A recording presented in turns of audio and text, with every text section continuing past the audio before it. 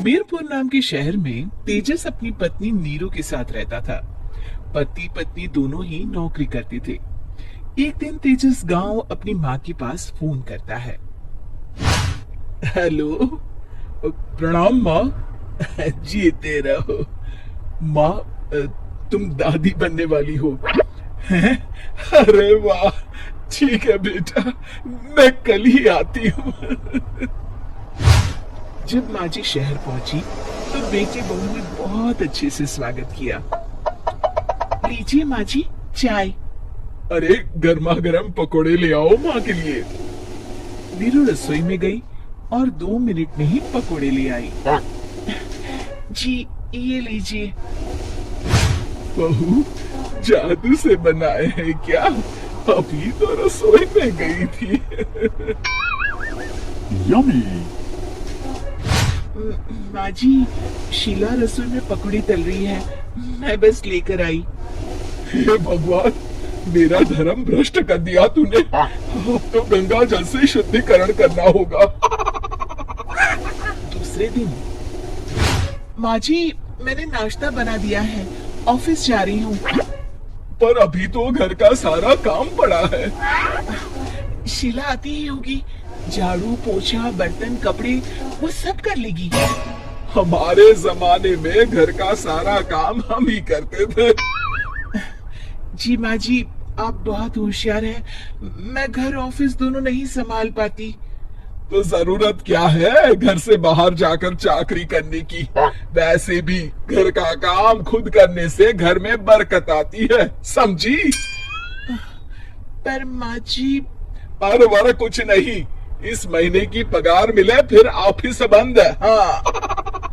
रात को नीरू तेजस से कहती है, सुनिए जी, माँ जी बोल रही थी कि मैं नौकरी छोड़ दूं।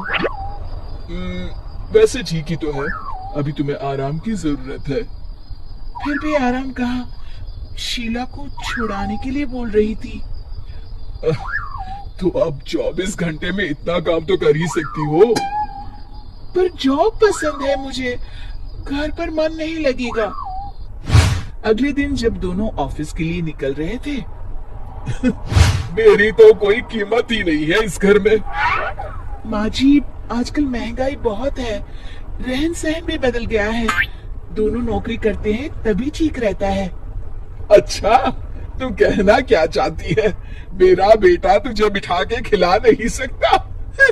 तू ही इस घर का खर्च चला रही है? नहीं माँ जी, मेरा वो मतलब नहीं था। मतलब खूब समझती हूँ, ये बाल धूप में सफेद नहीं किए मैंने। हाँ। अब तो ये रोज का काम हो गया था। तेजस भी रोज की झिकझिक से परेशान हो गया था। एक दिन उसने कहा, नीरू, वैसे भी तुम्हें मैटरनिटी लीव मिलने वाली है, तो अभी से छुट्टी ले लो। पर क्या, मेरी सैलरी अच्छी खासी है। आखिर नीरू ने रिजाइन कर दिया। जब बच्चा हुआ तो घर में सब बहुत खुश हुए। कुछ दिनों बाद तेजस फाइल देख रहा था। क्या हुआ तेजस, कुछ परेशान लग रहे हो? हाँ, वो हमारी जितनी सेविंग्स थी वो तो हॉस्पिटल में और छठी के फंक्शन में खत्म हो गई है नीरू। और अभी वैसे मंदी चल रही है तो मैं बोल रही थी कल मुन्ना को हेपेटाइटिस का टीका लगवाना है। नीरू, क्या पोस्टपोन नहीं कर सकते? नहीं जी, बिल्कुल नहीं। अब तेजस को समझ में आ रहा था कि उससे गलती हुई है। पैसों की कमी का असर घर के माहौल पर भी पड़ रहा था। अगले दिन, बेटा मेरा चश्मा और ये दवाइयाँ ले आना, पर्चा देते हुए माँ जी ने कहा। जी। तेजस, मुन्ना के लिए दूध का डिब्बा और डायपर भी ले आना, और ये किराने के सामान की लिस्ट है, इसे भी लाना है। तेजस गुस्से में लिस्ट मरोड़कर फेंकता है और चिल्लाता है, पैसे क्या पेड़ पर उगते हैं? ये ले आना, वो ले आना। अरे, पर ये जरूरत का सामान ही है। वो गुस्से में बिना कुछ कहे ऑफिस चला गया। अरे अरे, लंच तो ले जाइए। नीरू दौड़कर डिब्बा पकड़ाती है। एक दिन खाना खाने के बाद, नीरू,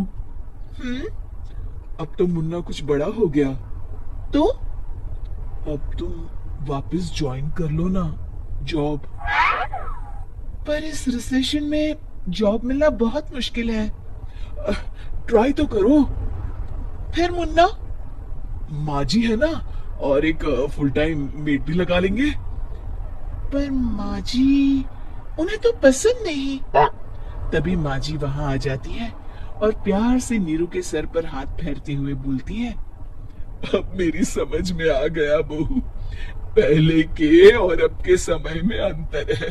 तुम काम शुरू करो, मुन्ना की जिम्मेदारी मेरी। मेरी प्यारी माँ जी, ये कहकर नीरू उनके गले लग गई। शिक्षा, परिवर्तन संसार का नियम है, हमें भी समय के साथ चलना चाहिए। उम्मीद है कि आपको हमारी ये कहानी पसंद आई होगी। कृपया हमारे चैनल को सब्सक्राइब करें और सभी अपडेट्स के लिए बेल आइकन जरूर क्लिक करें। और हाँ, वीडियो लाइक और शेयर करना मत भूलिएगा। Bye bye.